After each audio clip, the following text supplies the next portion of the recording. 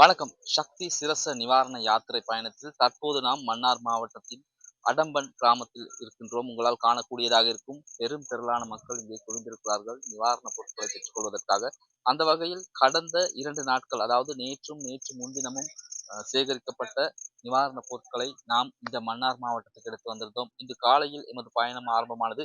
முதல் கட்டமாக இன்று மாலையில் நாம் மன்னார் மாவட்டத்தின் எமில் நகரில் 100 குடும்பங்களுக்கு நிவாரணப் பொருட்களை கையளித்திருந்தோம். அதனைத் தொடர்ந்து தாராபுரம் பகுதிக்கு சென்று அங்கும் சுமார் 100 குடும்பங்களுக்கு இந்த நிவாரணப் பொருட்களை கையளித்திருந்தோம். தொடர்ந்து ஆண்டான்குளம் கிராமத்துக்கும் சென்றிருந்தோம். இப்போது அடம்பன் கிராமத்திற்கு வந்திருக்கிறோம். இங்கே 100க்கும் மேற்பட்ட குடும்பங்கள் இருக்கிறார்கள். இவர்கள் அனைவருமே கடந்த சில நாட்களாக சீரற்ற வானிலை காரணமாக பாதிக்கப்பட்ட மக்கள். அதாவது வெள்ளத்திலிருந்து இடைத்தங்கள் முகாம்களில் தங்கியிருந்து தற்போது வீடுகளுக்கு சென்றிருக்கிறார்கள். அவர்களுக்கான உலர் உணர்வுப் பொருட்கள் தான் இங்கே கையளிக்கப்படுகின்றன.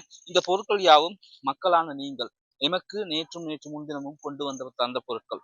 எங்களை நம்பி நிவாரண யாத்திரையை நம்பி இந்த பொருட்களை கையளித்திருந்தீர்கள். அந்த வகையில் உங்களின் நம்பிக்கைக்கு பாத்திரமாக நாம் அந்த பொருட்களை பாதிக்கப்பட்ட மக்களுக்கு நேரடியாக கொண்டு வந்து கொடுத்திருக்கிறோம். தற்போது இரவு 9 மணி ஆகின்றது.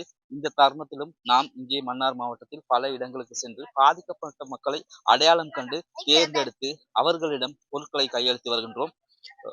சக்தி சிரசு நிவாரண யாத்திரையை பொறுத்தவரை மக்களால் வழங்கப்பட்ட அந்த நிவாரணப் பொருட்கள் மக்களோடு மக்களாக மக்களுக்கு கொண்டு சேர்த்திருக்கிறோம்.